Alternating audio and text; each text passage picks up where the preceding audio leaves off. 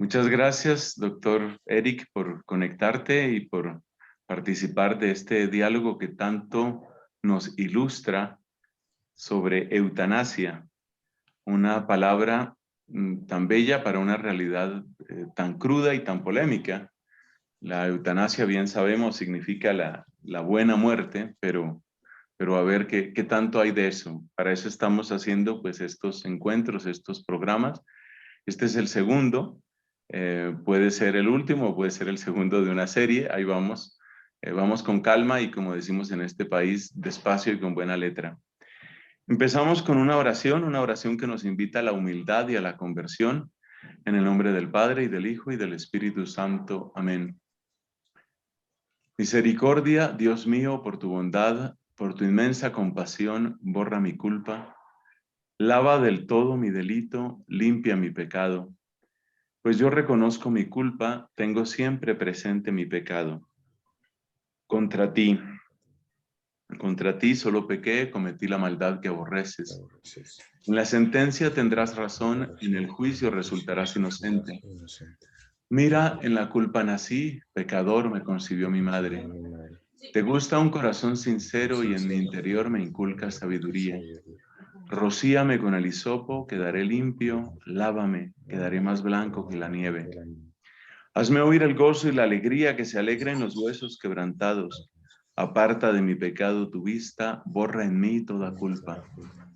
Oh Dios, crea en mí un corazón puro, renuévame por dentro con espíritu firme.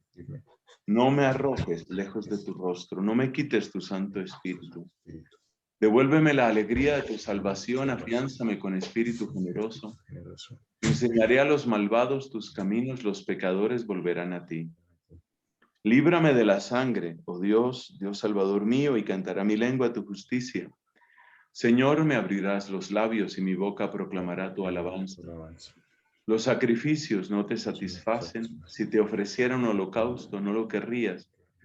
Mi sacrificio es un espíritu quebrantado, un corazón quebrantado y humillado, tú no lo desprecias.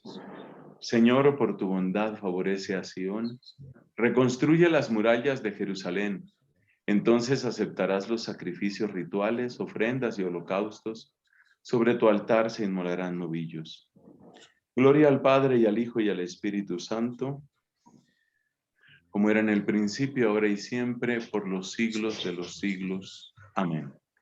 En nombre del Padre, y del Hijo, y del Espíritu Santo. Amén. Bueno, estimado Eric, la vez pasada hacíamos un recorrido que podemos llamar conceptual. Los comentarios que hemos recibido de esa primera parte han sido muy positivos. Mucha gente agradece toda esta claridad sobre eutanasia activa, eutanasia pasiva, suicidio asistido, encarnizamiento terapéutico. Yo creo que son luces que nos ayudan a todos.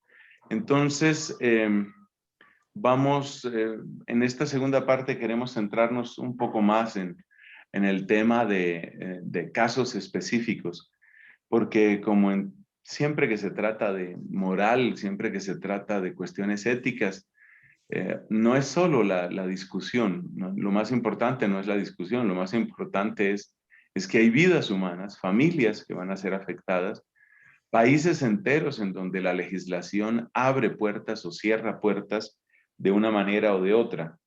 Entonces, bueno, tienes la palabra. Nuestro propósito hoy, ya dije, es sobre este tema de examinar algunas situaciones específicas. Bueno, pues hola, buenas tardes, Padre Fray Nelson. Lo primero, pues nuevamente, muchas gracias por aceptar o poder dialogar sobre este tema en un foro en el que muchas personas lo van a escuchar. No sabemos quiénes lo van a escuchar y a quiénes les llegarán estas palabras. Ojalá que podamos hacerlo pues de la mejor manera posible, siendo delicados en los temas que se tocan y al mismo tiempo siendo claros en los puntos a analizar. Bueno, en uno de los comentarios veía, y además creo que lo repliqué del anterior vídeo, pues que nos pedían un poquito indagar más en el tema de las falacias del lenguaje, ¿no? Y bueno, lo primero, pues hacerte una sugerencia cuando tengamos que hablar de un tema que llamamos polémico, como lo utiliza el público general, y es sustituir la palabra polémico por tema sometido o sujeto a controversia. Ya sabemos que la palabra polémico puede tener el matiz de intentar hacer aceptable algo que no lo es, ¿no? Bien, no sé si te acuerdas que la semana pasada, bueno, seguro que te acuerdas porque lo has compartido mucho, pues que hablábamos de esta falacia típica que prefiere usted un católico hipócrita o un ateo honesto, y pues esta falacia también existe en el ámbito médico y seguro que la habrás escuchado, ¿no? ¿Qué prefieres? ¿Un médico mal geniado que sabe mucho o un médico que llamaríamos buena persona pero que en el fondo no sabe tanto, ¿no? Claro. Y si lo aplicamos específicamente al tema de la eutanasia, pues al final, hasta en las películas te van a presentar que el médico que es contrario a la eutanasia es un médico displicente y distante, y el que está a favor de la eutanasia es el que cariñosamente, o lo de cariñosamente entre comillas, pues le pone la dosis letal de lo que sea, ¿no? Bien, evidentemente recordamos que existen 4 posibilidades y no 2, ¿vale? Que sería el médico que sabe mucho amable, el médico que sabe mucho mal geniado, el médico que sabe poco, que llamaríamos buena persona, y lo de buena persona aquí habría que discutirlo porque tienes obligación de saber tu profesión para ejercerla bien, y el médico que además de saber poco, pues es mal geniado. O sea, ahí están las 4 posibilidades, ¿no? Quisiera también, para que comentarte y a lo mejor sugerirte, siguiendo tu terminología, pues que puedas añadir a tu lista de expresiones que llamas bandera la expresión muerte digna, y que añadas a tu lista de expresiones dragón la contraria, que es que usted lo que quiere es que yo sufra, y la persona te está al final haciendo entender que para esa persona sufrir es vivir. No existe ninguna manera de paliación más que terminar con la vida, y este sería el ejemplo de una expresión dragón. Y alguien nos comentaba que efectivamente en un periódico pues se decía algo así como que colaborar con la muerte digna, de expresión dragón, sí que es un acto de amor, ¿no? Voy a poner un ejemplo de algo que se está discutiendo y que es una afirmación que a mí me parece inaceptable, y que además está bien que dentro de las discusiones sociales que tenemos se considere inaceptable, pero que se ha hecho mucho, ¿no? Y es que como te quiero, pues te maltrato, porque es que si no, no aprendes. Evidentemente eso es una barbaridad, pero se ha dicho, ¿no? Como el famoso quien bien te quiere te hará llorar, sacado del contexto, ¿no? Bien, entonces, una vez hecha esta pequeña clarificación terminológica sobre falacias del lenguaje, paso a contar los casos, ¿no? Recordemos que la semana pasada hablamos de eutanasia. Es un acto producido por un médico en la cual se aplica un tratamiento, se le aplica una acción, se hace una acción sobre el paciente para producir la muerte en un contexto en el cual hay una enfermedad grave y que es voluntaria cuando es a petición del paciente. Hablamos de suicidio médicamente asistido cuando el médico ayuda a verbigrarse con una prescripción de un veneno, pero es el paciente el que se lo toma. Hablamos de eutanasia pasiva, pues con las connotaciones y precisiones que dimos la semana pasada, pues como la muerte que se produce por la retirada o no iniciación de un tratamiento, que esto es parte de los casos que voy a presentar, van a manejarse en este ámbito. Hablamos de eutanasia indirecta cuando, digamos, es el efecto colateral a una intervención médica que no busca producir la muerte, sino que se produce de forma colateral, y esto lo analizamos con el principio del doble efecto. Decíamos que el abandono, que era la falta de cuidado médico en cualquier caso, era una cosa inaceptable, y también hablábamos de que existía el extremo contrario de hacer un ensañamiento o un encarnizamiento terapéutico, que también pues vamos a intentar analizar con los casos. Y finalmente, dado que uno de los que vamos a analizar tiene que ver con esta diferencia entre sedación paliativa y eutanasia, recordar que en la sedación paliativa hablamos de una intencionalidad de alivio sintomático no alcanzable por otros medios, y que hay una proporcionalidad entre la acción y la dosis y lo que se persigue, mientras que en el caso de eutanasia buscamos la muerte. En cuanto a los procedimientos, en el caso de la sedación paliativa se suele empezar con una mínima dosis eficaz y luego esta se va aumentando según el grado de control que se consigue, mientras que en el caso de la eutanasia puede ser una administración anticipada y a veces a dosis bastante elevadas, e identificar los medicamentos como dosis desproporcionadamente altos. Y en el caso del resultado, la sedación paliativa la gran mayoría de los casos, como analizamos la vez pasada, la muerte se produce por la enfermedad de base, no por la sedación, mientras que en la eutanasia la muerte es producida por los fármacos administrados. Bien, pasamos a analizar algunos casos. Este que voy a presentar es un caso de Francia, que fue muy mediático, al menos lo fue aquí en España, creo que en Colombia también, yo creo recordar que hiciste algún comentario sobre ello. Creo que es justo compartir con las personas que nos puedan estar oyendo que fue un caso que discutí contigo con una comunicación privada por correo y con otra persona, y las dos personas me contestasteis exactamente lo mismo.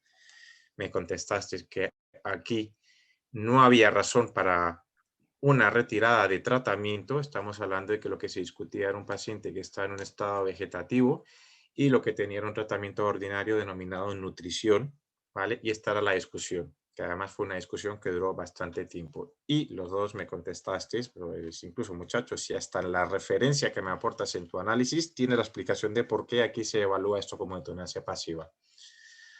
Entonces, he cogido esta cronología de un periódico francés que se llama France Inter, asumiendo que mi francés pues, es más bien malo o malísimo.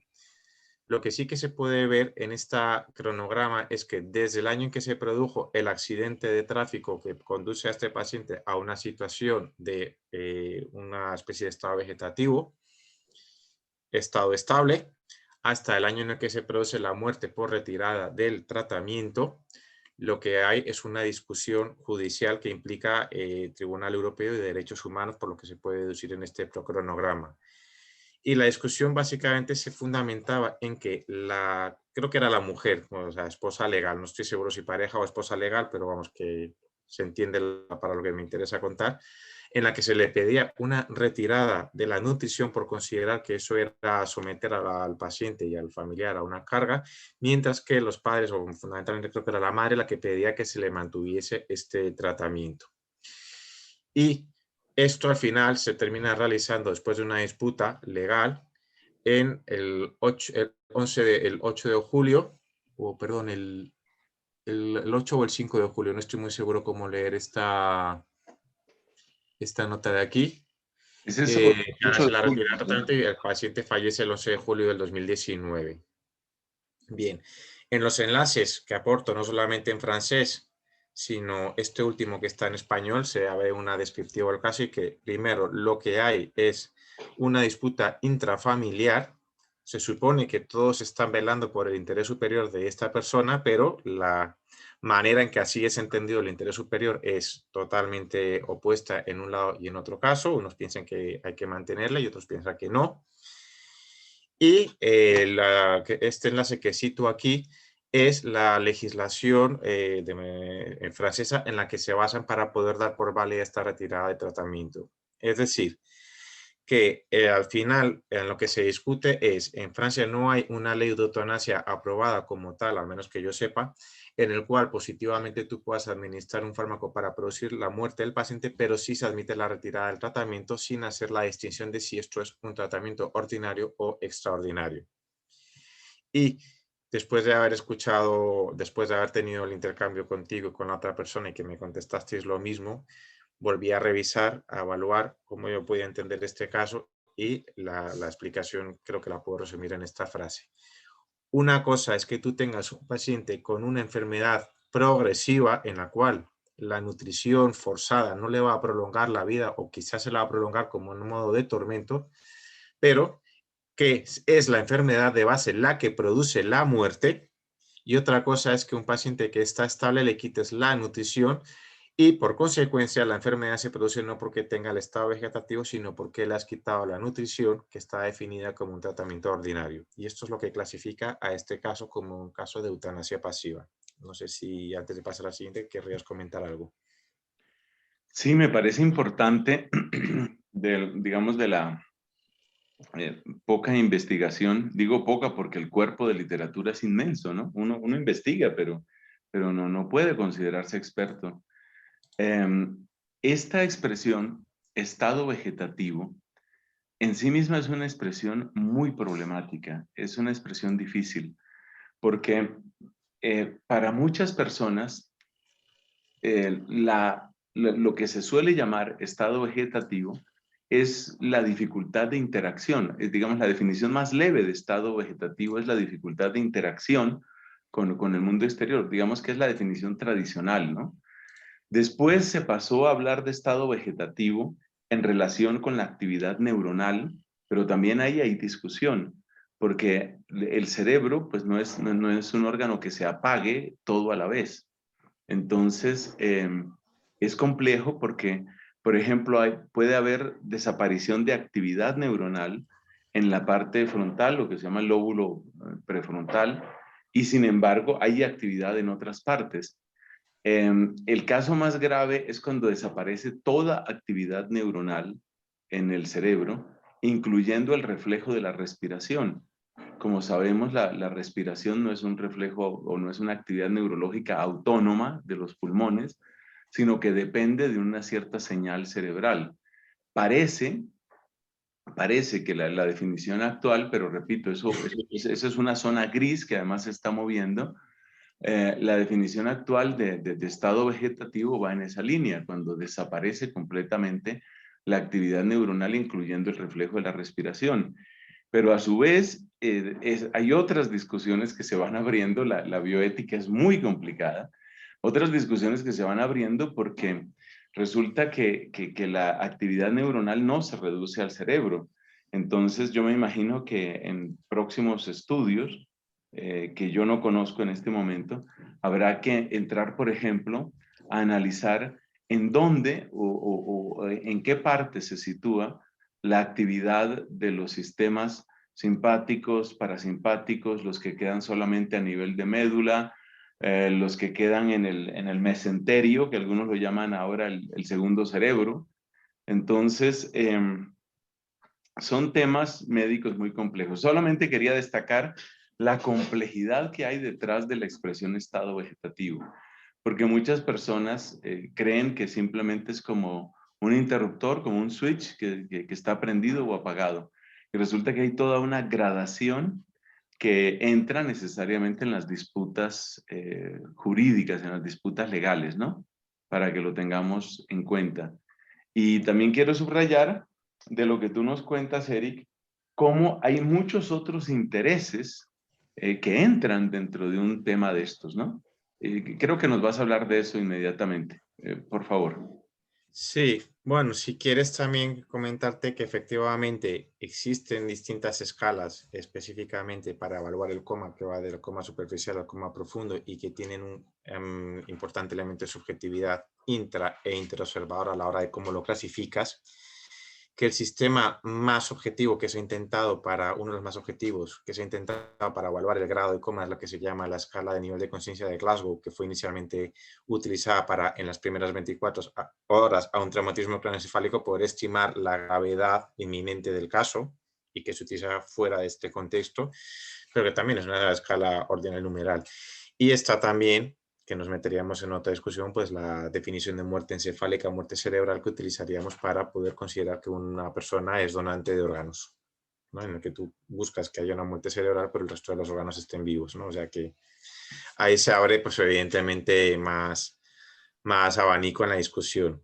Volviendo otra vez un poquito a este caso, ¿vale? Vamos a imaginar que tanto la mujer del paciente, y no tengo razones para pensar nada porque no me he puesto a buscar cuáles eran los intereses que tenía la mujer y la madre del paciente, vamos a pensar que son intereses lícitos y que además son intereses razonables, ¿no? Pues la madre, pues oye, es mi hijo, me acompaña, bueno, incluso aunque fuera evaluado como un interés egoísta, pero bueno, pues oye, ¿quién soy yo para negarle eso a esa madre, ¿no?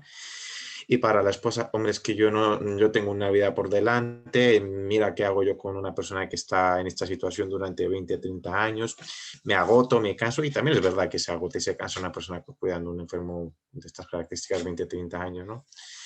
Y entonces al final, bueno, digamos que si de manera natural no se produjo esa muerte, oye, nadie te está diciendo que si tiene una neumonía grave lo intubes, o lo metas en una UCI, o hagas tratamientos heroicos, pero había una ruta tomada y digamos que el motivo de quitarlo es a través de una disputa legal porque alguien lo pidió. No sé si consigo matizarlo. Sí, en parte lo matizas y en parte lo subrayas, ¿no? Es decir, lo que hay detrás de esto. Porque claro, uno no quiere la eutanasia, pero hay que darse cuenta del peso que esto tiene desde el punto de vista familiar, desde el punto de vista económico, desde el punto de vista emocional. Yo creo que eso es importante, ¿no? Es importante destacarlo, ¿no? Sí. Eh, hasta donde tú has logrado investigar sobre este caso de Vincent Lambert, ¿qué tendríamos, qué tendríamos ahí? Es decir, ¿se hablaría propiamente de muerte cerebral? ¿Se hablaría de que hay No posibilidad se de... podría hablar de muerte cerebral. Mira, claramente no se podría hablar de muerte cerebral porque no sería un donante de órganos. Entre Ujú, otros por un dato que has mencionado, muy claro. El bulbo raquídeo está funcionando, lo cual quiere decir que el paciente respira por sí mismo y no necesitas un respirador. correcto. Ahora viene la pregunta. La pregunta es, bueno, si no hay esa muerte cerebral, ¿existe alguna posibilidad de conciencia de la persona si no pueda exteriorizarla de ninguna forma? Mira, el nivel de conciencia hasta donde yo lo he ejercido y lo he estudiado se evalúa no por lo que tú eres capaz de ver en el cerebro de esa persona, sino por la respuesta que esa persona te da a un estímulo que tú le das. Casi todas las mediciones clínicas del nivel de conciencia se basan en eso. Luego tú puedes tener un patrón electroencefalográfico que no sé interpretar ni lo sé clasificar, que te dé una pauta más de qué puede estar ocurriendo ahí. Pero en principio, el nivel de conciencia se evalúa por yo aplico un estímulo de menos a más intensidad y evalúo la respuesta a ese estímulo. El más sencillo es hablarle a una persona, la persona te contesta, que estoy aquí, consciente y orientado. ¿Vale? O consciente, porque no hemos explorado la orientación. La siguiente sería, bueno, está un poquito dormido, pero si le pellizcas con un poquito de tino en la uña, el paciente hace un gesto de retirar. Oye, no está totalmente inconsciente, pero hay una respuesta y el grado más de más profundidad o bajo nivel de conciencia es que tú hagas un estímulo muy fuerte, incluso de golpe, no lo vas a hacer por motivos éticos, ¿se entiende? Pero la idea es esta, que tú hicieras un golpe muy fuerte a la persona y la persona ni se inmuta. Entonces, tú estás diciendo que esa persona está inconsciente porque no responde, pero tú no sabes, y si me permites, aplicamos la cajita de Pavlov, ¿no? Estímulo entra por aquí, cajita negra, respuesta por aquí. Tú no sabes lo que pasa en esa caja negra. Ok, Entonces, claro, como no sabes, no puedes decir que no pasa nada, no lo puedes asegurar. Y gran parte de poder decir con claridad de que esto no lo puedes asegurar tiene que ver que cuando tú estás acompañando a un enfermo con una enfermedad terminal, que les dices a las personas, oye, ten cuidado con las conversaciones que tienes delante del enfermo. Cuando le hables, háblale con cariño, háblale al oído, tócale la mano. Mira, no sabemos, tú no sabes si te está respondiendo o no. Existe la posibilidad de que sí lo esté recibiendo, que es lo que a ti te interesa. Y basándome en la posibilidad de que esté recibiendo algo, tú estás ahí. sí, yo tengo un caso, pues esto es muy intensamente personal porque es mi propia madre. Mi mamá fue intervenida por un tumor que tenía en la base del cerebro, en una posición muy difícil. Nos advirtieron previamente lo que podía suceder y lamentablemente sucedió. Es decir, ella quedó aparentemente desconectada de todo, del mundo exterior. Estamos hablando de posición fetal, estamos hablando de que no parece más allá de respirar ninguna otra cosa. Y de hecho así pasaron varios días. Pero después de varios días, después de semanas de cero respuesta en cualquier sentido, eh, un día ella habló. Ese es el punto. Entonces ella habló, estaba una hermana de ella, y bueno, esto es muy emotivo, pero ya en este momento lo puedo contar con más tranquilidad. Lo que ella hizo fue mandarle saludos al esposo. Dijo con suficiente claridad, se podía oír, dijo, saludos a Chicho, siendo Chicho el nombre que comúnmente le dábamos a mi papá, el cual también falleció pues este año, ¿no? Saludos a Chicho. Entonces, ese es un caso pues impresionante porque realmente no parecía que ella estuviera oyendo absolutamente nada y muchos la visitamos y efectivamente le hablábamos y todo y no parecía haber ninguna respuesta. Yo creo que esto nos invita por lo menos a ser prudentes, como tú muy bien dices, ¿no? A ser prudentes porque muchas cosas no sabemos de lo que puede estar sucediendo dentro de ese cerebro y bueno, en general el sistema nervioso de la persona. Pero volvamos al caso de Lambert. ¿Cuál es tu evaluación sobre este caso? ¿Cómo Pues lo mira, categorizas? después de haberlo estudiado con lo que me es accesible en fuente pública, creo que no se le tenía que haber retirado la gastrostomía y al mismo tiempo definir que si tiene una complicación grave que no tiene, que requiera un ingreso en V o una intervención desproporcionada, pues mira, aceptamos que ya es el fin sin hacer tratamientos heroicos. Creo que hubiese sido un curso que entraría entre lo razonable y siendo conscientes de las cargas que supone para la familia también, evidentemente, todo esto y toda la carga emocional de tomar una decisión de si sí, de si no, de si lo estoy matando, de si no lo estoy matando, de si lo estoy haciendo sufrir aquí en vida. Creo que el punto, digamos, el curso de acción razonable es, oye, no tengo razón no tengo una razón clínica para quitar una nutrición, ¿por qué la voy a quitar? No se me está hinchando por la nutrición, no se me está infectando la gastrostomía, hay un buen cuidado, no hay escaras, no hay fallo hepático porque le esté metiendo más proteínas a la cuenta, por poner un ejemplo, no está siendo difícil de manejar la nutrición más allá de la técnica que una vez que se aprende, pues lo vas a seguir haciendo todos los días igual. Muy bien, pues muy claro, muy claro. Si quieres podemos avanzar. Vale. Bueno, estos son 3 casos del Reino Unido que voy a presentar. Bueno, quisiera también enmarcar que en el Reino Unido pues las legislaciones sobre cómo toma decisiones médicas pues no es una única ley, sino son muchas que se van imbricando unas con otras y que pues a veces hace más difícil todavía el análisis, ¿vale? También ahora cuando los analicemos.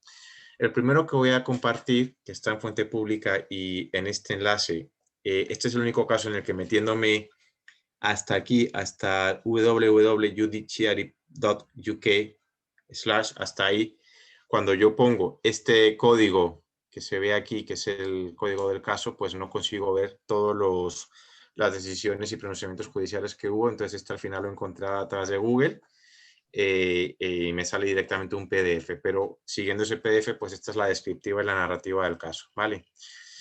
Entonces, este es un niño que nace el 9 de mayo del 2016 de unos padres jóvenes, que es pues, además lo pone la sentencia, madre de 18 años, padre de 19 años. En julio del 2016 comienza con un cuadro que inicialmente pues es un cuadro aparentemente visual, el niño parece que no mejora, hay un fallo de Medro, como se suele decir allí en Sudamérica, o retraso psicomotor evidente. Fallo de Medro también incluye retraso en la ganancia de peso y talla. Y aparece ya en diciembre con un cuadro respiratorio en el cual se ven una infección respiratoria típica de niños que se llama bronquiolitis y además aparece en el contexto de fiebre pues una convulsión febril que se evalúa como prolongada y por tanto como un cuadro probablemente ya neurológico y no pues la típica convulsión febril de infancia que no requiere mayor estudio sino simplemente vigilancia evolutiva. Al final se va viendo que en el desarrollo del cuadro clínico van habiendo más crisis epilépticas, deterioro neurológico y general. En la crisis inicialmente debieron evaluar que podría ser un cuadro primariamente epiléptico, aunque la sentencia no lo pone, esto sería un síndrome de West, que es una epilepsia que produce retraso del desarrollo psicomotor, junto con crisis epilépticas y junto con un patrón que los que saben leer el electroencefalograma, pues en la literatura lo escriben como hirsarritmia. Siguiendo con el cuadro, la evolución del cuadro, pues se ve que esto va cada vez a más grave, que el niño precisa ventilación asistida, que estamos hablando de la necesidad de un medio extraordinario, al menos para tener un diagnóstico más preciso. Y dentro de las posibilidades, si ya no se evalúa que esto sea una epilepsia primariamente, una enfermedad primariamente neurológica, la epilepsia que acaba de citar, sino que sea una enfermedad mitocondrial, una alteración del metabolismo congénito que va produciendo daño progresivo, y se evalúa que las crisis epilépticas son secundarias a la enfermedad de base y no al revés. Bien, se evalúa en el NHS. Perdón, hago un inciso. Los nombres que estoy utilizando aquí están en fuente pública, ¿vale? Y los utilizo con la finalidad de poder identificar el caso e intento utilizar los mínimos necesarios.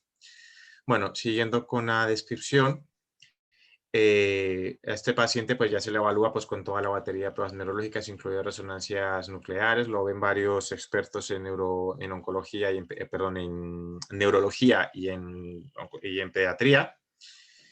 Y al final se evalúa como un cuadro progresivo con pocas posibilidades de mejora, y lo que se está discutiendo es la retirada de la ventilación mecánica asistida en base a una enfermedad progresiva grave y que se valora con escasas posibilidades de recuperación, y en el que no existe un acuerdo entre los padres y el equipo del hospital sobre la decisión tomada. Bueno, lo dejo aquí, voy al segundo y así los comentamos los tres juntos. Perdón, aquí hay un dato más de este caso. Dentro, que esto también fue objeto de debate público y aquí en España también se comentó, es que efectivamente entre las posibilidades de manejo, pues los padres buscaron una consulta incluso externa al Reino Unido. En este caso se hablaba de Italia y que quizás sea Alemania, Múnich. Y consta un comunicado del Hospital Ospedale Bambino Gesù en Roma, que aceptaría el traslado del paciente, pero yo al menos no he encontrado cuál era el plan específico de tratamiento del paciente, excepto el hecho de cómo se haría médicamente el traslado. ¿Vale? Y lo llamativo de este caso, que no está en los otros dos casos, es que en el argumentario que presenta la sentencia se hacen referencias explícitas a la argumentación de por qué se mantiene la decisión de retirada del tratamiento, a un discurso del Papa Pío XII, que esto lo comentaremos en la siguiente parte, que he dado las anestesistas en 1957, se hace referencia a la declaración Jura et Bona sobre la eutanasia de la Congregación para la Doctrina de la Fe del año 1980, y también se hace referencia a este número del Catecismo de la Iglesia Católica que está en la tercera parte, la de moral, del Catecismo de la Iglesia Católica. Vale. Y digamos que, por resumir, digamos, la idea sería, efectivamente, en las tres cosas se dice que no hay obligatoriedad de aplicar medidas extraordinarias, pero esto no significa tampoco que no puedan ser aplicados. Cuando hagamos el análisis nos metemos en este detallito, ¿vale?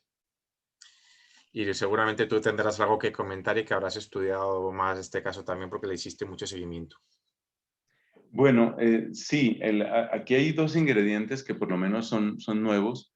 Se trata de un menor de edad y entonces ahí entran temas también de patria potestad, es decir, para quienes llevamos algún tiempo en estos temas pro vida, nos llama siempre la atención cómo cada vez se limitan más los derechos de los padres sobre los hijos. Y yo creo que es un fenómeno que no solo tiene que ver con estos casos extremos de salud, sino también tiene que ver, por ejemplo, con la educación, que es un tema completamente distinto, ¿no? Cada vez los papás tienen menos derechos con respecto a los hijos, destacar eso.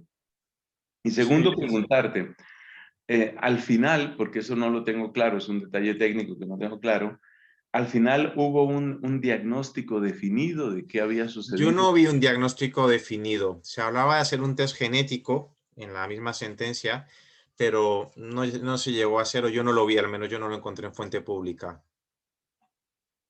Okay. Y a lo mejor el test genético, pues decía también uno de los consultants, allí los especialistas cuando han terminado todo su periodo formativo en Reino Unido se llaman consultants, en la especialidad que tengan, hablaban de que incluso aunque el test genético se hiciera, la probabilidad de recuperación del paciente era mínima. Correcto, O correcto. sea, yo creo que por justicia y mi evaluación de estos tres casos del Reino Unido, cuando los comenté juntos, es muy parecida a la que acabas de hacer, es más bien hasta dónde se puede estar limitando, hasta dónde el Estado tiene derecho a intervenir sobre la patria potestad o dar como primera opción la patria potestad. Eso. Esa es la discusión para mí de estos casos, o sea, clasificarlos como un ejemplo de eutanasia pasiva, a diferencia del anterior, que creo que es claro, me es difícil. Yo no soy neuropediatra y yo no tengo capacidad para discernir que lo que están diciendo aquí en la sentencia sobre una enfermedad de la cual no he visto nunca, pues sea incorrecto. En principio me creo la descriptiva médica y la valoración médica con los elementos que tengo. Tampoco tengo razón para no creérmela. Ok. Muy bien, continuemos con los otros casos porque nos dices que hay un paralelo, ¿no? Sí, los he cogido con el mismo paralelo, los tres. Bien, este segundo, y además en la sentencia de la anterior se menciona, se hace referencia a este porque en el tiempo fue anterior. En este caso hablamos también de un niño nacido el 4 de agosto del 2016 en el cual se diagnostica de una enfermedad mitocondrial. Aquí ya sí hay un diagnóstico, ¿vale? Y de la que sabemos que hay muy pocos casos en el mundo y se denomina síndrome de depresión de DNA mitocondrial con una mutación en un gen que lo recojo ahí, no, nadie se lo tiene que aprender, simplemente lo recojo ahí para un comentario sobre el tratamiento que se le proponía, ¿vale? Para poderlo diferenciar. Y hablamos de una enfermedad que de manera progresiva va a producir debilidad muscular, daño en la cabeza, los nombres técnicos son miopatía y encefalopatía, y que esto va a llevar a un curso progresivo hasta la muerte. Y que en este caso concreto se habló de un curso que fue relativamente rápido y progresivo, efectivamente fallo de Medero, que es lo que decíamos, para alimentarse, para crecer, para el desarrollo neuropsicomotor y para respirar, también requiriendo ventilación mecánica, crisis epilépticas, curso progresivo. O sea, incluso hasta en el patrón clínico no hay muchas diferencias con el anterior caso. Bien, aquí había un tratamiento experimental. Aquí sí que se hablaba de un tratamiento experimental que fue objeto de disputa y estamos hablando de un tratamiento que no estaba disponible en el Reino Unido y era la aplicación de una terapia basada en nucleósidos. La idea es que efectivamente el nucleósido es el precursor del nucleótido, que es como cada una de las pepitas que vas juntando una a otra para hacer lo que conocemos como el ADN o el ARN, por intentar explicarlo en un lenguaje que se entienda, ¿vale? Y la primer elemento, este tratamiento experimental para este caso concreto en el que se hablan de 15 casos en el mundo, nunca se había empleado para esta condición específica, es decir, no tenías muchos elementos de juicio. Se había aplicado, eso sí, a otra enfermedad mitocondrial con una mutación en un gen denominado TK2. Lo que os comentaba, hago esta distinción entre este gen y el otro, el de aquí, para que sepamos que estamos hablando de dos enfermedades que son muy parecidas, pero que no son exactamente iguales, ¿vale? Y en este tipo de mutación, digamos que lo que se describe en la literatura es un daño en la cabeza menos frecuente que en el anterior caso. Pero no tenemos ningún paciente tratado por el doctor, aunque este nombre es público, pues lo he puesto con la inicial en Estados Unidos. O sea, lo que se está diciendo aquí es que a un paciente que ya tiene un daño cerebral, ya no se le ha dado este tratamiento experimental, sino que se ha dado antes del daño cerebral para poder trancar el daño. El médico de Nueva York que propone este tratamiento dentro del proceso judicial, como se ve en la sentencia, fue escuchado. Y también en Italia un hospital se mostró favorable a aceptar este caso, y en España también se dio una opinión, creo que fue en Barcelona, sobre este caso. En el caso, aquí se reconoce que Barcelona indicaba que este tratamiento más bien parecería que no iba a aportar beneficio al paciente. Y el Hospital Reino Unido, donde se trataba al paciente, buscó permiso para poder aplicar este tratamiento en el Reino Unido, según se recoge en el mismo texto, y los padres no estuvieron de acuerdo con el hospital. Vale. Entonces, lo que aquí lo pongo, lo que efectivamente se dijo en la sentencia, en las primeras afirmaciones del 24 de febrero del 2017, es que por la razón de que este paciente era menor de edad, Charlie carecía de capacidad para hacer decisiones médicas en relación a su tratamiento, que era acorde a la ley y en el mejor interés de este paciente retirarle la ventilación artificial, que era acorde a la ley en el mejor interés del paciente, que se le diera cuidados paliativos solamente a este niño, y que era acorde a la ley y en el mejor interés de este paciente no ir a la terapia de nucleósidos en vista a que, a ver, en vista a mantener las medidas y tratamientos que fueran compatibles con la dignidad de Charlie. Esta última me parece que sería más controvertida todavía de poderla decir con esa rotundidad, pero fue lo que se dijo. Y luego tribunales posteriores, creo que esto también lo llegaron a llevar al Tribunal Europeo, y en este caso concreto, creo que el Tribunal Europeo se inhibió del caso y tribunales posteriores confirmaron la ruta de manejo. Vale, pues hago un resumen de este caso. Y en este caso los puntos que planteo es, Bien, hablamos del interés del superior del menor y quién debe interpretar ese interés superior del menor. Y aquí efectivamente volvemos a tener lo mismo. Los padres, el hospital, una tutela independiente, dependiente de la vía judicial. Y en los dos casos que acabo de comentar, se ve que en el mismo texto de la sentencia se nombra a un, digamos, un guardián, un guardián, no sé muy bien cómo traducirlo, que se encargaría de ponerse a velar por los intereses del menor que están en disputa entre los padres, patria potestad, y el juez, que sería, digamos, la autoridad estatal en este caso. Aquí, por ejemplo, se reconoce, la sentencia no lo niega, que la prolongación de la vida es un bien a proteger, pero no como un bien absoluto y que hay que tener en cuenta otros aspectos, ¿vale? Y lo que se está haciendo era la retirada de un tratamiento invasivo. Bien, la nutrición artificial por sí sola sería un tratamiento ordinario, pero la ventilación mecánica sabemos que es un tratamiento extraordinario. Y aquí hago una distinción que, a diferencia de lo que ocurre con Vincent Lambert, estamos hablando de un niño con enfermedad progresiva que acabaría en la muerte.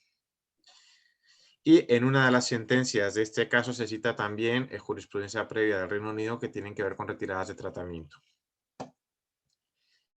Bien, sí creo que ya lo comenté también, que hubo apelaciones a una corte superior en el Reino Unido y al Tribunal Europeo y que digamos que no hubo pronunciamientos, al menos en lo que yo fui capaz de ver, diferentes. Bien, y aquí también, en este caso, la Academia Propita se pronunció sobre este caso, ¿vale? Y decía que nunca se debe actuar de una manera deliberada para poner fin a la vida de la persona, incluida la retirada de tratamientos y nutrición, ventilación mecánica, pero que a veces, muy parecido a lo que dicen los 3 documentos anteriores, debemos aceptar los límites de lo que se puede hacer actuando con humanidad hasta que llegue el momento natural de la muerte. Bien, y aquí, pues mirando un poquito bibliografía complementaria, pues me fijé en el número 65 del Evangelium Vitae de Juan Pablo II, creo que es del año 95 este texto, y que hablaba de evitar medios invasivos agresivos que sean desproporcionados a los resultados esperados y o demasiado gravosos para el enfermo o a su familia. Esto, como vamos a tocar una parte eclesiástica, lo desarrollamos en ese momento con más detenimiento. Segundo, los padres deben ser siempre escuchados. Y efectivamente tenemos un tercer elemento, es que cuando metes a un juez a dirimir una cuestión médica, las cosas se complican muchísimo y ya no hablemos si encima se vuelve un hecho mediático con riesgo de ideologización, politización, sensacionalismo mediático, etcétera.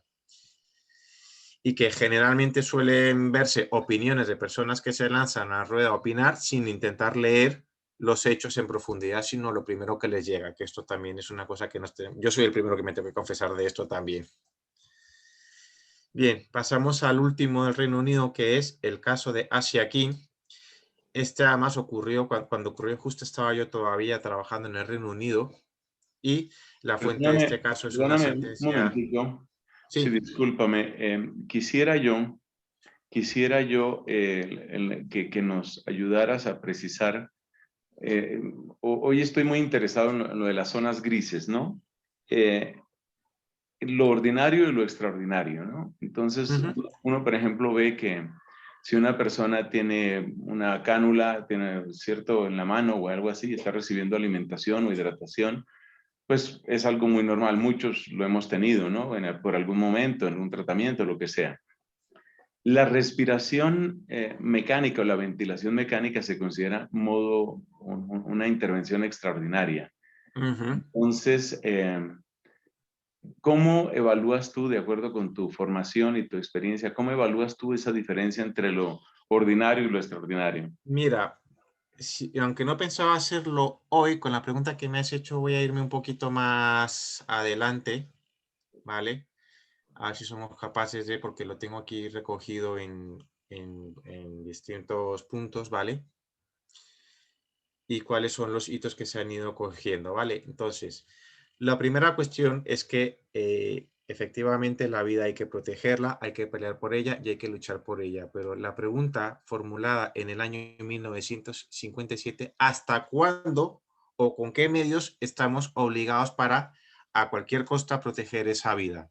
Tengamos en cuenta que antes del siglo XX no existían las unidades de cuidados intensivos y que no existía lo que se ha denominado el imperativo tecnológico, ¿no? Estos casos que se caen en una UBI que no sabe si quitarles el tubo, si no, y para cuándo, y entonces, pero no sale, pero tampoco mejora, pero tampoco se muere.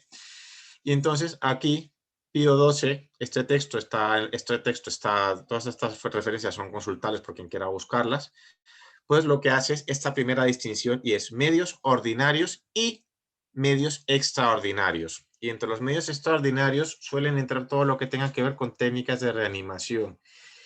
Y vamos a decir que en general, pero no lo tomemos de una manera literal lo que estoy diciendo, aquellas cosas que se hagan en una unidad de cuidados intensivos podrían, digo con matiz, podrían caer en ese criterio de extraordinariedad.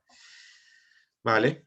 Y entonces lo que dice aquí, que es una cosa que está avalada en documentos posteriores eclesiásticos y que además esto está muy aceptado por la clase médica, o sea que no estamos yendo por rutas opuestas, pues en medios que sobrepasan los medios ordinarios no es obligado emplearlos. Esto no impide tampoco que se haga más lo estrictamente obligatorio para conservar la vida. Y la razón que se da es no imponer una carga gravosa ni al paciente ni a la familia, ¿vale? Entonces, dentro de este uso de medios ordinarios y extraordinarios, cuando tú tienes un paciente, tienes que hacer un discernimiento de hasta dónde tienes que llegar y qué es lo que pretendes conseguir, ¿vale? Si tú pretendes en un paciente, voy a poner uno que no tiene nada que ver con esto, un paciente como estos niños que estás intentando diagnosticar, no los tienes diagnosticados, incluso aún aunque tengas una sospecha muy alta de que lo que vas a diagnosticar no tiene resultado, pero te planteas la posibilidad de encontrar un diagnóstico alternativo que tenga una capacidad de ser revertido con un tratamiento adecuado, pues sería adecuado emplearlos, por ejemplo. No sé si se... Mientras que cuando ya tienes una malísima certeza bien evaluada, bien ponderada, pues mira, no estás obligado a emplear dichos medios. Y luego está la tercera pregunta, como los has empleado previamente en previsión de que podías encontrarte algo reversible y luego a posteriori has demostrado que no lo has encontrado, la retirada, que es lo que es más difícil hay en medicina es más difícil quitar que poner, es cómo evalúas esa retirada de un medio extraordinario que no ordinario y que esto entre dentro de una ética médica y que sea respetuoso con la vida. Lo que voy entendiendo es que los medios extraordinarios presentan o ponen al paciente en una condición de dependencia inmediata para sobrevivir. Es lo que estoy entendiendo. O sea, Eso sería una lectura, pero una cirugía muy complicada también podría complicarse un medio extraordinario. Entonces también tendrás que evaluar qué vas a conseguir con ella. Por ejemplo, cirugías muy mutilantes podrían ser otro ejemplo, ¿no? Sí, sí, sí, sí. De hecho, pero claramente lo que está en juego ahí es, me parece que lo que está en juego es la vida, ¿no? Finalmente está en juego la vida.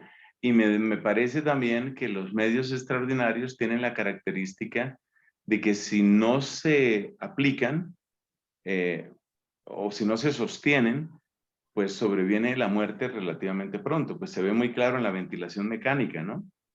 En una ventilación mecánica es evidente que si se retira, pues la persona está ahí. Obviamente te estoy preguntando esto porque si nosotros hablamos de encarnizamiento terapéutico, una de las características es precisamente que se están utilizando medios extraordinarios, pues invasivos o dolorosos, o no sé cómo sería. ¿Cómo conectamos esos temas? Lo de Bueno, medios pues mira, lo voy a conectar con algo que hemos vivido y que seguimos viviendo. Tú tienes un paciente que ingresa por coronavirus en un hospital y ese paciente se complica hasta el punto de necesitar una UBI con intubación y colocación prono, es decir, boca abajo, que parece que de alguna manera consigue sacarle mejor.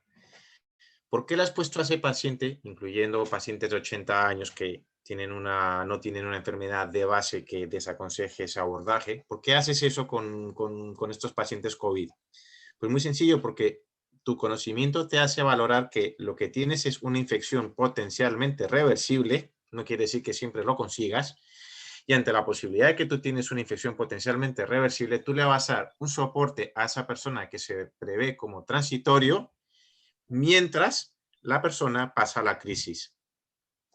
Otro ejemplo donde haríamos lo mismo, y yo creo que pocas personas lo dudarían, es una persona que tenga un síndrome de Guillain-Barré, que comienza con una debilidad motora, inicialmente de piernas, y que luego va subiendo hasta arriba. Esa es la descripción de los libros. Yo creo que he visto alguno y no he intubado porque llamo al experto cuando lo he visto. Y que al final, como eso va a producir un fallo de los músculos respiratorios hasta que esa enfermedad aguda de origen autoinmune pueda superarse, pues tú estás dando ese soporte ventilatorio. ¿Por qué? Porque tienes un proceso que tú prevés agudo y que es potencialmente reversible. Es decir, tienes una direccionalidad en lo que estás haciendo. ¿Y ¿Vale? cuál sería, esa palabra direccionalidad es clave, cuál sería en qué momento, por ejemplo, eso, una respiración mecánica asistida, en qué momento ya empieza a clasificar como un ensañamiento terapéutico? Bueno, pues siguiendo los dos mismos ejemplos, imagínate que tus dos pacientes tienen una enfermedad que se denomina enfermedad pulmonar obstructiva crónica avanzada, en las siglas españolas solemos decir EPOC, ¿vale? Con todos los criterios de enfermedad avanzada, y que cualquier infección, incluida una gripe mal curada, tiene capacidad de llevarse a esa persona, ¿vale? Quizás en ese caso, en un paciente que tiene una enfermedad respiratoria basal muy agresiva, siguiendo el mismo ejemplo, aun cuando tengas un evento agudo sobre un pulmón que ya está dañado, te planteas que tu probabilidad de que ese evento sea un evento potencialmente reversible es muy baja y te planteas ser más conservador en cuanto al abordaje y no meterte en un tratamiento, en una línea de tratamiento que al final te va a meter en un callejón sin salida. Ok, ok. Siguiendo el mismo ejemplo. O la otra sería, tienes un paciente con cáncer que ya está muy documentado, pues mira, se han hecho todos los tratamientos oncológicos, todas las radioterapias y todas las cirugías, si había posibilidad que se podían hacer, y la enfermedad o el cáncer que tiene el paciente ha progresado todo lo que hay y te ingresa con lo mismo, con coronavirus. Entonces dices, bueno, pues haremos todo lo que podamos en planta, pero meterlo en una UCI sería meterme en una direccionalidad, en un cajón sin salida por todos los componentes que estoy comentando. Ok. Sí, es decir, sí, eso me subraya la importancia de la direccionalidad, ¿no? Es decir, no es solamente mantener vivo por mantener vivo, básicamente, Ahí esa es la clave, no es mantener vivo por mantener vivo, exacto. sino cuál es la direccionalidad que eso lleva. Pues muchas gracias. Si quieres, avanzamos con esta parte británica en la que estábamos. Vale, mira, para poder avanzar, ya que me pediste que saltara un poquito a esto, contar esto otro que es la siguiente parte de cómo interpretas medios extraordinarios, medios ordinarios, y en este documento Jurat-Bona de 1980 se hace ya una distinción que cambia un poquito el matiz, es medios proporcionados y medios desproporcionados, ¿vale? Ok. Con los ejemplos que he contado antes, yo te puedo decir que en un paciente sano que ingresa por coronavirus, intubarle, si la situación clínica lo requiere, es un medio extraordinario, pero proporcionado a lo que estamos viendo. Ya. ¿Vale? O sea, que se progresa un poquito en el discernimiento que se hace aquí. ¿Sí? Muy bien, muy bien. Vale, pues entonces ya habiendo tocado esta parte, pues nos vamos otras para atrás. Entonces, aquí. Entonces vamos al caso de Asia King, que probablemente sea el más fácil de comentar y además este tuvo una salida no demasiado mala al final, a pesar de que al principio fue traumática, ¿no? Hablamos de un paciente que se diagnostica, en este caso, de una enfermedad tumoral, un medulloblastoma, un tumor en el sistema nervioso central, que incluso hasta se describe que es de los pocos que tiene capacidad de dar metástasis fuera del sistema nervioso central, a la edad de 5 años de edad en el año 2014. Se opera en el Reino Unido, aparentemente una buena cirugía, y el tratamiento complementario incluye quimioterapia y una radioterapia convencional, y todo esto con intención curativa. Pero, dado que a lo mejor los campos de radioterapia que hay que dar para este tipo de pacientes son bastante amplios, pues se estimaba la posibilidad de efectos secundarios significativos. Y de hecho, el paciente ya de base, aquí ya traía cosas relacionadas con su enfermedad cerebral, una dificultad para trabajar y era portador, es un chico, creo recordar, de sonda nasogástrica. Los padres solicitan una evaluación de empleo de una terapia o radioterapia de protones y estamos hablando de una indicación no cubierta por el Sistema Nacional de Salud Británico y probablemente pues, con pocos aparatos en el Reino Unido. Y bajo la premisa de una supuesta no demostrada, al menos no en ese momento, de una supuesta mejor tolerancia al tratamiento con el mismo beneficio.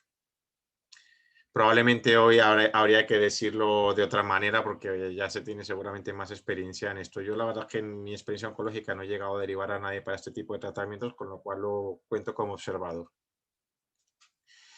Bien, los padres entonces solicitaron poder ser derivados a un hospital de Praga que ofrecía este tratamiento. No se documenta que se hayan puesto de acuerdo los padres y el hospital, y entonces sin alta hospitalaria, aprovechando un permiso a los padres para sacar al muchacho de la sala de ingreso, pues directamente se meten en un ferry hasta Francia y posteriormente acaban en España. Motivo por el cual el hospital dice dónde está el niño, se hace una euroorden de arresto y los padres al final son arrestados posteriormente. Bien, entonces aquí lo que ocurre el 29 de agosto, según lo tengo aquí recogido, el hospital tratante lo que solicitaba es localicen a los padres, localicen a los niños y que el niño vaya al primer hospital que encuentre. Y a los padres les localizó en Málaga, España. Yo estaba todavía en el Reino Unido cuando leí este caso y yo creo que con la persona que lo comenté le pareció desproporcionada la acción de las autoridades británicas. Siendo los padres arrestados, el niño estaba en un hospital de Málaga, se permitiría a los mismos acudir a Praga para obtener este tratamiento de protones y luego se valoró y se solicitó desestimar la aplicación de esta euroorden. Entonces, para el 8 de septiembre se solicitaba que los padres pudiesen acudir en audiencia, presencialmente o por vídeo, enviar una declaración con la propuesta del plan de tratamiento, incluyendo modo en que sería financiado. Esto llama la atención que las sentencias británicas tocan el aspecto económico para valorar si la propuesta es viable o no, porque también sabemos que a veces tú pides un tratamiento, no tienes dinero y te quedaste con la mitad, el paciente se quedó con la mitad del tratamiento. Y llegados a un cumplimiento de unos acuerdos, se descartaría la ejecución de la euroorden y se permitiría a los padres reunirse otra vez con su hijo. Oído al médico, en audiencia, este médico del centro no se oponía al tratamiento y expresaba por que la derivación del paciente fuese segura y al final los padres fueron puestos en libertad. Las disputas aquí es que hubo una discusión entre el equipo médico del Reino Unido y España y República Checa. El Hospital de Praga discutió y emitió una propuesta de tratamiento que era clara. Y aquí las sentencias le reconoce a los padres como prioritario la patria potestad, salvo que existe evidente riesgo de daño para el niño, en cuyo caso se justificaría la acción de la autoridad competente. Decir que médicamente ambos tratamientos, el que le proponían en el Reino Unido o el que buscaban los padres, son opciones razonables, no puedes decir que ninguna sea incorrecta. Y además también se destaca que no se detecta una acción lesiva por acción u omisión de los padres y con los indicios iniciales. Dice también el mismo juez, es que cuando ellos conocieron la primera noticia del hospital que les pide la acción judicial, ellos entienden que tenían razones para actuar y que una vez que tuvieron toda la información completa, pues dejaron de actuar sobre este caso y dejaron que los padres decidieran con el niño. Más o menos ese es el descriptivo de este caso. Bueno, a ver. Y espérate, dejaron que los padres decidieran y ¿qué pasó? ¿Se hizo el tratamiento? O Sí, se hizo el tratamiento, no recuerdo si al final en Praga o en España, no lo conseguí ver claramente y lo que sí que si uno busca Asia aquí, verás que el niño está vivo y si no es muy difícil encontrarlo, ya incluso en español puedes encontrar referencias de ello. Y Qué de esto bien, no qué se bien. olvida. Qué bien. Bueno, denominador común de los tres se discute sobre la base del interés superior del menor. Mi primera pregunta, ¿qué es el interés superior del menor? ¿O quién lo define? ¿O cómo se evalúa? En todos ellos se aprecia una imposibilidad real de poder recabar la opinión del menor y desde luego ninguna de las tres sentencias pone en duda la incapacidad legal motivada por la edad de las personas implicadas. O sea, aquí no hay que hacer discusión del adolescente maduro. En los tres casos, si los padres aceptan los tratamientos o no propuestos por el médico, por el equipo médico, podemos decir que se está actuando conforme a la ley ex artis. Es decir, aquí el problema no es que se está haciendo un tratamiento maleficiente por el hospital y sea una disputa, por acción o omisión me refiero, y que sea una disputa de que se está haciendo un tratamiento mal, sino que se está actuando por una ruta médica estandarizada, validada y aceptada por la Lex Artis médica, pero los padres están pidiendo, pues digamos, un tratamiento que podría ir más allá de lo obligado, que podría considerarse experimental y que es como, bueno, pues un último cartucho a ver si hay alguna opción. En los tres casos, pues en los tres casos se obliga a esto. Y aquí, para aplicar un tratamiento experimental, lo que se pide es que cuando vayas a utilizar un tratamiento experimental se valoren posibilidades reales en base a la experiencia que se tiene de que pueda haber una mejoría, que es lo mismo, con qué direccionalidad lo pides. En los tres casos hay una discrepancia entre el cuidado propuesto por el equipo inicial tratante, estamos hablando de un sistema, estamos hablando de un centro dependiente del sistema de salud público británico, y estas discrepancias acaban dirimiéndose judicialmente, incluyendo la asignación de una tutela independiente, un guardian, para el niño, que sería el que velaría por sus intereses. Siendo así, en los tres casos hay una discusión sobre quién interpreta mejor los intereses del niño, debiéndose presumir que de entrada serían los padres, insisto en lo mismo, ejercicio de la patria potestad, los que primariamente representarían el mejor interés del menor. En los tres casos se adivina la posibilidad de un curso de acción intermedia. Donde más claramente ocurre, creo que esto es en el caso de Asheki. Aquí me paro un momento y simplemente me pongo a pensar por aquellas cosas que no aparecen en una sentencia, pero que pueden estar en el ambiente de la discusión. Y es la siguiente. Imaginemos que el padre le cuenta al médico que quiere llevárselo a Praga. Entonces, vale, no tengo ningún problema, vamos a mover papeles y vamos a pedir permiso y vamos a ver cómo y vamos a hablar con. Y mientras haces todo ese trámite, lo que sientan los padres es, si me espero a que todas las cosas sigan su curso normal, a lo mejor estoy perdiendo tiempo por la demora en los trámites. Y entonces, pues emocionalmente es fácil entender, mira, yo me voy por la vía más rápida y me lo llevo cuanto antes a donde me lo quiero llevar para no perder una oportunidad de tratamiento. Y podría ocurrir que sea esa la interpretación desde el punto de vista de los padres. ¿Se entiende lo que estoy contando aquí? Sí, sí, sí, sí. Vale. En el caso, por ejemplo, de los otros dos niños, pues un curso de acción intermedia es bueno, pues vale, usted me está diciendo que no me deja llevarme al niño o me está diciendo que dado que no se asegura el traslado sanitario, pues no se puede hacer, pero si me lo quiero llevar a un hospital privado o si me lo quiero llevar a casa, ¿cómo hacemos eso? ¿Vale? Y a lo mejor desde el punto de vista de la justicia es que si yo dejo que usted se lleve al niño a casa, usted se lo va a llevar clandestinamente sin mi permiso. ¿Se entiende los matices que hay ahí, no? Sí, sí. Bien, y mis preguntas. La primera, ¿hay una judicialización excesiva? ¿De verdad pensamos y creemos que la patria potestad debe ser respetada y debe ser lo primero que se considera, o quizás existe una excesiva intromisión del Estado? ¿Qué es el interés superior del menor? ¿Cómo lo evaluamos? ¿Con qué parámetros? ¿Vale? Decir que ninguno de los tres casos sea divina, ni negligencia, ni por acción ni omisión de los padres, y de hecho en las tres sentencias se recoge el hecho de que se encuentra, el mismo juez recoge que encuentra razonables las acciones que hacen los padres, aunque no las comparta. Ese sería un poquito el tema británico. No sé si quieres comentar algo aquí. No, creo que estamos de acuerdo y es un poco lo que veíamos desde el principio, ¿no? Cómo los estados se van volviendo dueños de las personas y muy concretamente aquí de los menores, ¿no? Hasta ese punto de la vida y la muerte. Yo creo que continuemos un poco porque el tiempo avanza, continuemos porque sé que nos hacen Vale. falta casos muy importantes donde ya no son menores de edad y sobre todo han sido casos muy mediáticos, ¿no? Bueno, sí, pues mira, pasemos a este primero de España. Este caso fue muy mediático y se trata de un varón que nace en el año 43, que tiene un accidente en el año 68, creo que fue tirándose por un acantilado, donde había un trozo de agua de mar, lo que es y se describe una lesión cervical baja, C7. Estamos hablando de una lesión que probablemente admitiría un cierto grado de rehabilitación en miembros superiores, que al menos no consta que se haya hecho, y creo que no porque no se lo hubiese ofrecido.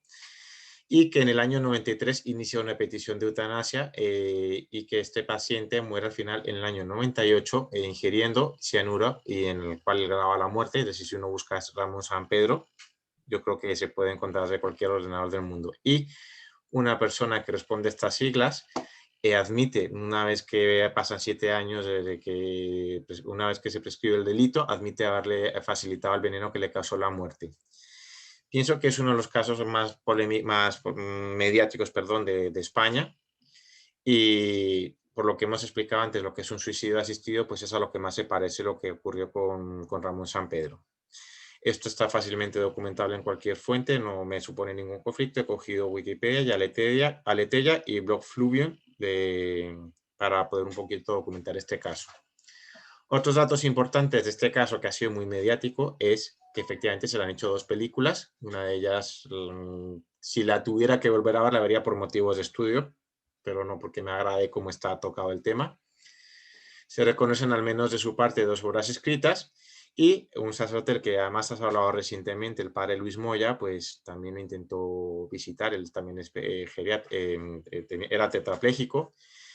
Y comentar, por ejemplo, uno de tantos datos que me resultó molesto de la película Mar Adentro cuando la vi, es que se afirma que este sacerdote, el que le visita, era jesuita, cuando en realidad es el Opus Dei. No veo la necesidad de omitir o cambiar o mentir en ese dato. Y en la película va acompañado de 2 seminaristas y los tratan como personas absolutamente torpes y ridículas, cosa que me resultó bastante molesta, porque yo he conocido seminaristas y mira, no, y sacerdotes, y no me parece que las personas que yo conozco sean tontas en ese sentido.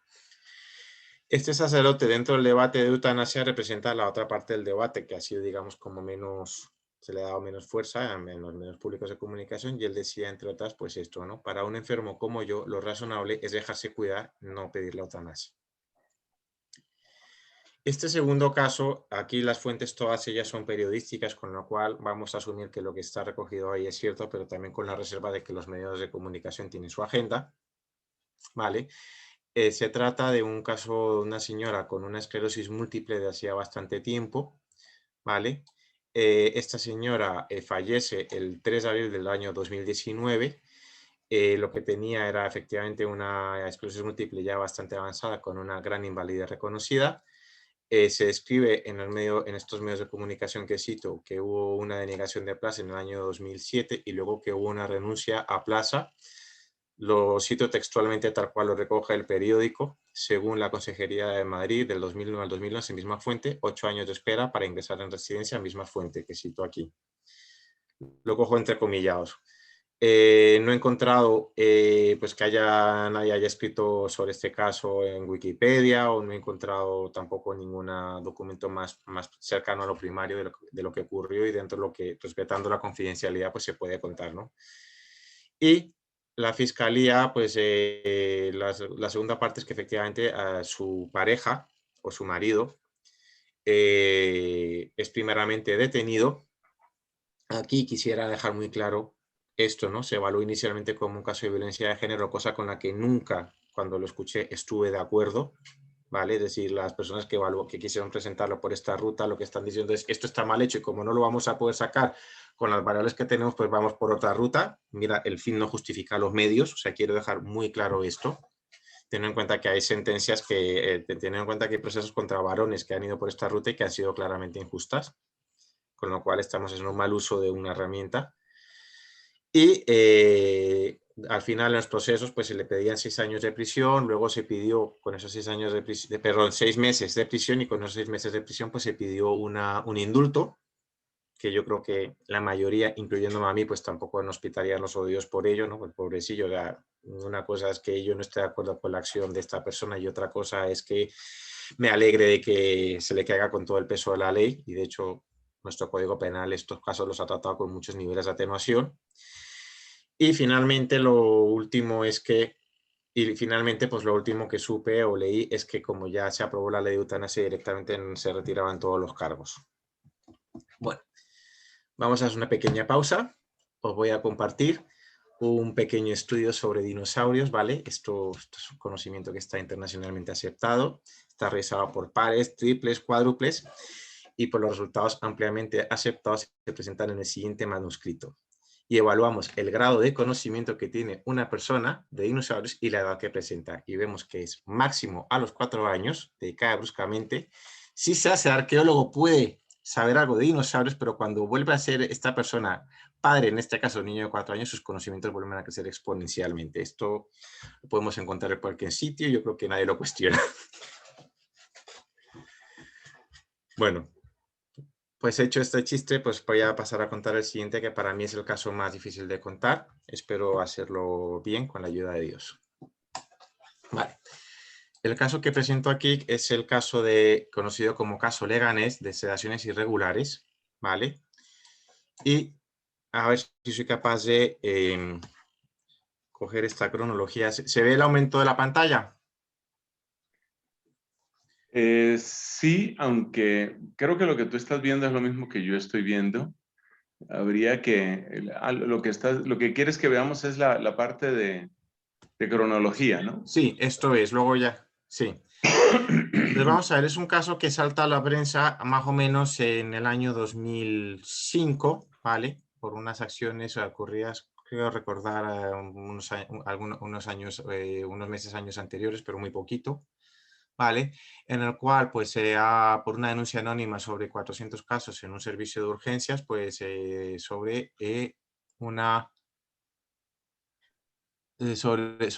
sobre un hospital. Y lo que se evalúa es que efectivamente aquí ha pasado algo en este hospital. Se describen 25 incidencias en dicho hospital y posteriormente se confirman, pone aquí el diario El Mundo, los inspectores de sanidad confirman las irregularidades administrativas sobre esta denuncia realizada que pudieran afectar a 400 pacientes. Y aquí, en este punto, me voy a tener un poquito, que es 12 de abril. Se pide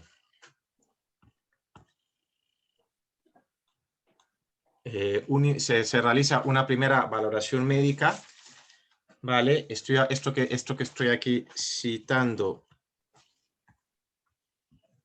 a ver, es el organigrama de los pacientes evaluados. Se evaluaron 169 pacientes y se concluye que efectivamente hay 73 pacientes de estos 169 evaluados que se quedaron fuera de la Lex Artis, que luego intentaré explicar. Esto está tomado de un informe que se conoce como informe Lamela, que está publicado a través de minidiariomédico.com, política sanitaria, el 27 de mayo del año 2005. Yo en su día lo obtuve de fuente pública y me pude guardar una copia del documento. Hoy soy incapaz de encontrarlo en Google, este documento. Y lo interesante de esta primera parte es evaluar por qué estos médicos dicen que estas 73 pacientes están sedadas fuera de la Lex Artis. Y dan las siguientes definiciones. Hablan de sedación indicada cuando la realización de la sedación es un procedimiento de buena práctica clínica. Sedación adecuada, la que se realiza con los fármacos correctos en dosis equilibradas y por vía y tiempo de administración correcto.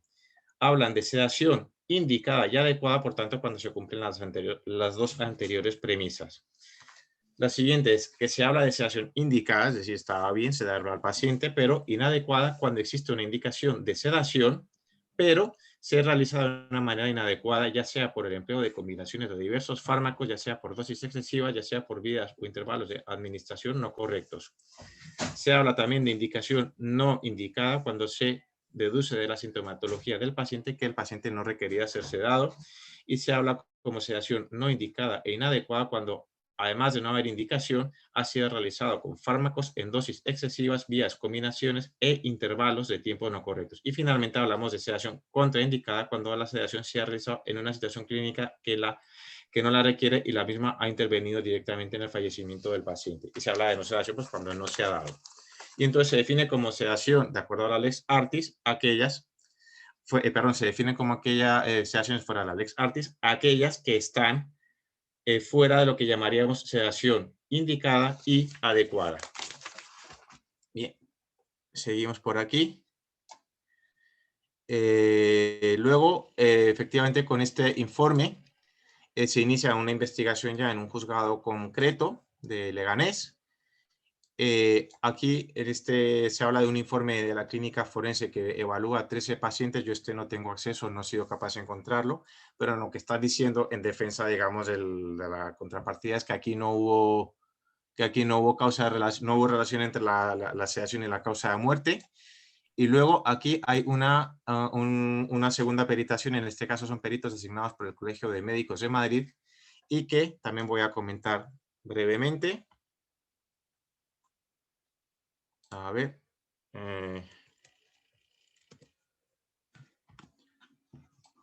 A ver, que se me ha ido un momento. Aquí estás, perdón.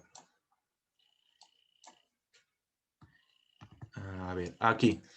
De este segundo informe que firman 11 médicos o 10, no recuerdo el dato exacto, este sí está accesible en fuente pública hoy mismo si alguien lo quisiera buscar hoy lo podría encontrar.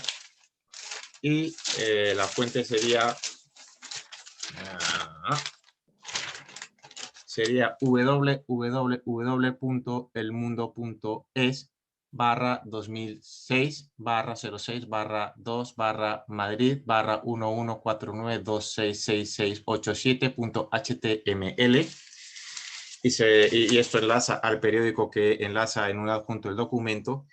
Y en este documento se evalúan 72 pacientes, supongo que sería de los 73 anteriores, hay uno que no me queda claro por qué no se evalúa, y concluye que en 20 historias clínicas en las que se ha hecho la sedación terminal, se ha hecho en pacientes que por estar en coma profundo eran innecesarias y no estaban indicados. Hablan de 10 historias clínicas en las que se ha hecho sedación terminal sin identificar el síntoma refractario y o sin haberse emprendido los tratamientos específicos de control antes de iniciar la sedación terminal. Y se hablan aquí de 4, ahí están los 34, historias clínicas en las que la sedación estaba contraindicada y figuran con sus comentarios pues, dentro del mismo documento en el que analizan estas 4 historias. Y lo que dice yo creo que es prudente en la afirmación es que no se puede afirmar con certeza que el fallecimiento de ninguno de los pacientes haya sido causado por la sobredosis de medicación, si bien sí parece probable que en algunos casos. Sin embargo, sí podemos afirmar, esto lo dicen así de claro, que el empleo de esta dosis ha generado una situación de riesgo para los pacientes y es probable que en algunos casos hayan acelerado el fallecimiento. Bueno, seguimos aquí. Esta es la parte. Seguimos este cronograma. A ver, siguiente, aquí. Entonces, lo siguiente que ocurre, a ver.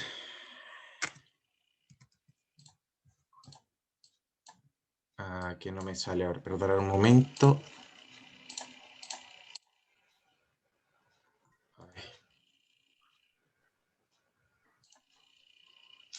Aquí. Espérate, se me ha trancado un momento. Voy a salir y entrar otra vez.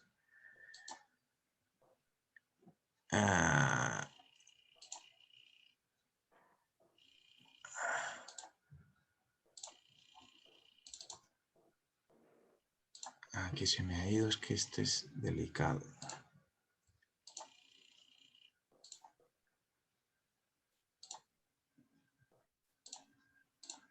Ahí.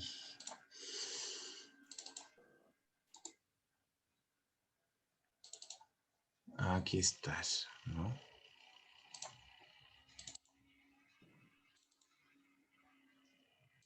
Se me ha a abrir aquí.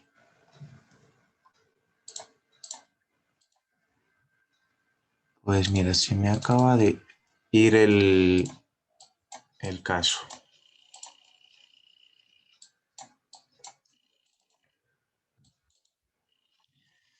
Vale, pues mira, mientras lo busco, pues voy comentando la siguiente parte que es...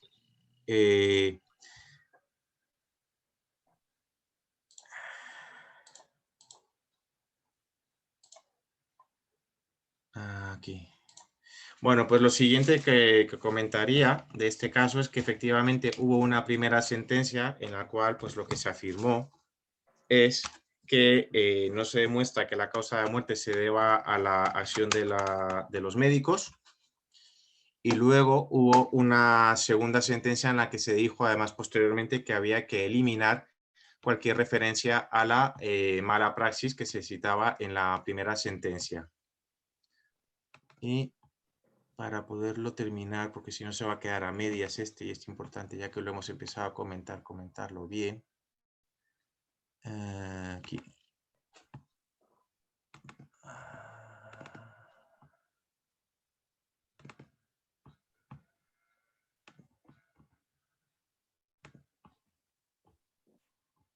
A ver si ahora sí conseguimos encontrarlo. No, no me lo das y no sé por qué no me lo das.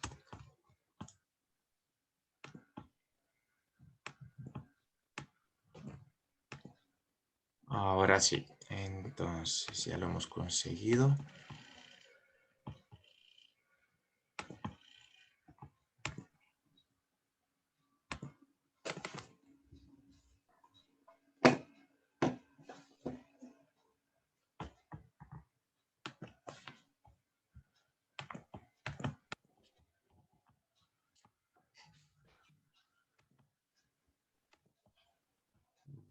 Entonces volvemos otra vez. Ahí.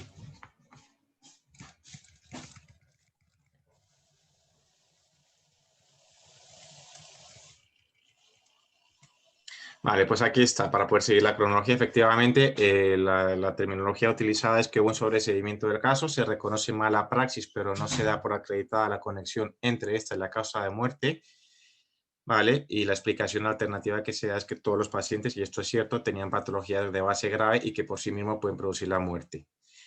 Estos documentos que cito están en fuente pública y luego posterior hay otra confirmación del auto anterior, pero que indica que hay que suprimir cualquier referencia a la mala praxis, y como lo intentan argumentar es que quizás hubo alguna imprecisión en la manera de cómo se han hecho los informes médicos o las peritaciones médicas y que pueden ser reconocibles en ese sentido según la sentencia que pude leer.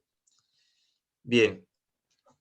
Vamos a ver, entonces yendo un poquito al análisis de este caso, efectivamente la justicia ha dicho que no hay causa penal, que era lo que se buscaba porque no se ha demostrado que haya delito.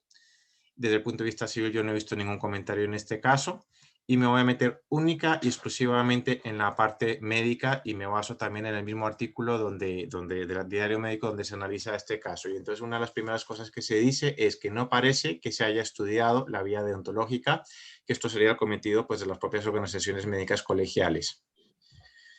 Bien, en bioética, también digamos que en bioética web, que digamos que es un organismo oficial que tiene la misión de opinar sobre temas controvertidos y también asesorar en la toma de decisiones biomédicas, pues sí que hace una afirmación sobre este caso y lo que dice es que efectivamente lo que matiza es que el auto de la audiencia provincial solo dice que ante la imposibilidad de hacer autopsias no se puede tener certeza de la mala praxis que el informe del Colegio de Médicos vislumbró en algunos de los 73 casos que analizó. No niega que la audiencia, simplemente dice que no la puede demostrar. Y efectivamente, en derecho, hasta donde yo les he oído a los abogados, tú tienes que demostrar que la persona es culpable y si no demuestras que es culpable, pues tienes que darla por inocente. O sea, aquí no estoy discutiendo esto, sino simplemente la parte médica.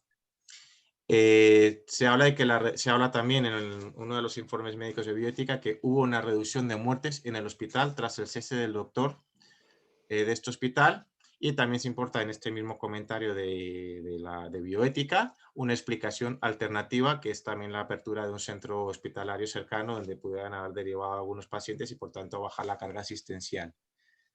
Todos los documentos que están relacionados con este caso se pueden obtener pinchando aquí, o sea, se pueden obtener siguiendo esta dirección. Y siguiendo en la misma dirección dentro de los documentos, además se encuentra el cronograma en el que yo lo he cogido del Colegio de Médicos. Finalmente, otros comentarios que también se pueden ver en los mismos medios de comunicación y que comparto, es que este caso fue muy politizado. Se habló de que si había intención de lesionar la sanidad pública. Tuvo una muy fuerte discusión mediática y posiblemente judicial, con al menos hasta el año 2010, porque hubieron demandas y contrademandas de un lado y de otro. Y el artículo donde toma esta cronología del diario médico, pues habla de que efectivamente pues esto por lo menos favoreció un poquito la discusión sobre la implantación de cuidados paliativos y efectivamente hubo un primer programa claro en la Comunidad de Madrid del año 2005. Bien.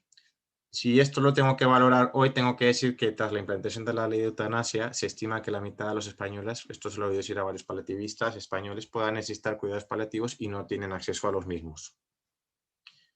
Ese, digamos, el caso más, aquí ya pasaremos a otra sección, este es, digamos, el caso más, para mí, más delicado, por toda la discusión mediática que tuvo y porque es verdad que es muy difícil de evaluar y peritar de si hubo mala praxis y esa mala praxis produjo la muerte de los pacientes o no, yo no lo voy a discutir, pero lo que sí que puedo decir médicamente es que se dará a un paciente con clorazepato en lugar de midazolam, que se dará a un paciente que está en coma, o sea, un paciente que no se ha identificado un síntoma refractario, como dice el informe de la prueba pericial de esta segunda prueba pericial de estos 11 médicos, pues creo que sí que se puede decir que no atiende a protocolos médicos que están validados para esta intervención.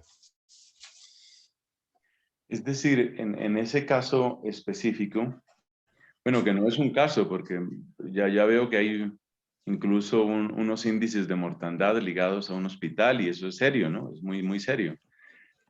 Lo que se teme es que haya habido una mala práctica en cuidados paliativos. ¿Es eso lo que está en juego? Pues aquí lo que está en juego es pienso que sería correcto decir así, una utilización incorrecta de la sedación paliativa. Ok. Pienso que es lo que está en juego. Y mira, tengo ahora mismo, aunque no lo tengo en pantalla compartido, pues una nota de comité de ética. Esta creo que es de, si soy capaz de decirte la fecha exacta. No soy capaz de decirte la fecha exacta ahora mismo con lo que veo en pantalla. Pero sí que tengo aquí el cuadro que estoy viendo de cifras de muertes en urgencias de hospital al que me refiero. Y habla de que en el año 2004 hay una cantidad de muertos, 213, en el año 2005 habla de 114, en el año 2006 habla de 71 y en el año 2007 habla de 99. Entonces, aquí el comentario que hace esta nota de bioética es que podría pensar que este descenso brusco coincide por un lado con la destitución de la persona mencionada, del coordinador de urgencias, y por otro lado, da una explicación alternativa, y creo que es justo decirlo para no tirar las cosas al mismo sitio, con la inauguración del hospital de una localidad cercana y que desvió parte a una parte de los pacientes que se trataban en este primer hospital. Correcto, correcto. Entonces, eso realmente sé que esto lo han intentado estudiar varias personas. Se pueden encontrar enlaces donde efectivamente de una parte te contarán, pues sí, se hizo mal, se habló de destituir a la presidenta de la comunidad, al consejero de sanidad de aquel entonces, se habló de cuestiones políticas, se habló de que efectivamente hubo un ensañamiento con el hospital. Bueno, yo de verdad he intentado en la manera de presentarlo y siempre basándome en fuentes o que se puedan obtener en fuentes públicas, de intentar contar los hechos. Y yo decirte que la primera vez que yo escuché este caso en medios de prensa, yo pensé que ya estábamos otra vez negando la posibilidad de una sedación, que ya estábamos hablando de que poner morfina era hacer eutanasia. Yo realmente incluso hasta me hubiese comido el discurso y lo que me hizo cambiar de opinión fue cuando leí ese primer informe que te comenté. Fue lo que me hizo cambiar de opinión cuando vi qué era lo que qué era lo que se escribía en ese informe y cuáles eran las dosis de fármacos, combinaciones. Esto fue lo que me hizo cambiar de opinión sobre mi perspectiva de este caso. Para cerrar un poco, y muchas gracias por todo el tiempo que nos das, Eric, para cerrar un poco, me inquieta una cuestión que dejaste sugerida y es el acceso a cuidados paliativos, ¿no? El tema del acceso a cuidados paliativos, porque claramente hay un momento en este discernimiento ético, hay un momento en el que prácticamente quedan dos caminos, y un camino es eutanasia y otro camino es cuidados paliativos. Y en la medida en que el camino a cuidados paliativos se vuelve más arduo por cualquier motivo, sea económico, legal, burocrático, pues indirectamente lo que se está haciendo es apoyar eutanasia, ¿no? No sé si quieres decir una palabra final sobre ese aspecto y no sé, me da la impresión de que tiene alguna relación con este caso leganés, este complejo caso leganés, pero te escucho y podríamos tal vez cerrar. Pues mira, los dos últimos que te compartía, que era el de la señora que tenía esclerosis múltiple y este caso de Leganés, digamos que haciéndonos autocrítica nosotros mismos podríamos decir, a ver, puede reconocerse un cierto mal cuidado en estos pacientes que acaban en esta ruta y a lo mejor pues tenemos que decir que tampoco lo hemos hecho todo bien con los recursos incluso que teníamos y en el conocimiento que teníamos. Y que efectivamente, si estamos hablando en estos, sobre todo más creo que sería el caso de Leganés no, sino de la señora con esclerosis múltiple, si esta señora a lo mejor se hubiese sentido cuidada o el trámite administrativo no hubiese sido engorroso o la comunicación no hubiese sido mala entre la administración y la persona, y me baso pues un poco lo que insinúan las fuentes periodísticas citadas, pues a lo mejor a la señora no se le ocurre pedir una eutanasia, sino que va dejando seguir el curso de unos cuidados acordes a la enfermedad que tiene y a la progresión que tiene. Y yo creo que cualquier paliativista te dirá que con unos buenos cuidados paliativos no te garantiza que no tengas una petición persistente, consistente en el tiempo de eutanasia, pero sí te dirá que serán escasas, que serán anecdóticas. No será una cosa frecuente como se presenta como una necesidad no cubierta. Pues muchísimas gracias, muchas gracias.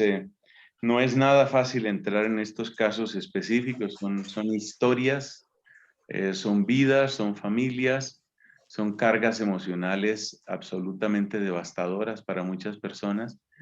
Y a la vez, pues entra aquí política y entra aquí economía y entra aquí medios de comunicación. Es decir, es un mundo complejo, pero realmente entrar así con la guía de alguien como tú que se ha puesto a investigar, pues hace realmente una diferencia. Así que muchas gracias Eric. Y yo creo que dejamos este punto acá. Sí, queda claro que hay una tercera ya. Sí, está claro que hay una tercera, donde habrá que hablar pues del aspecto legal propiamente y del aspecto eclesiástico también, ¿no? Sí.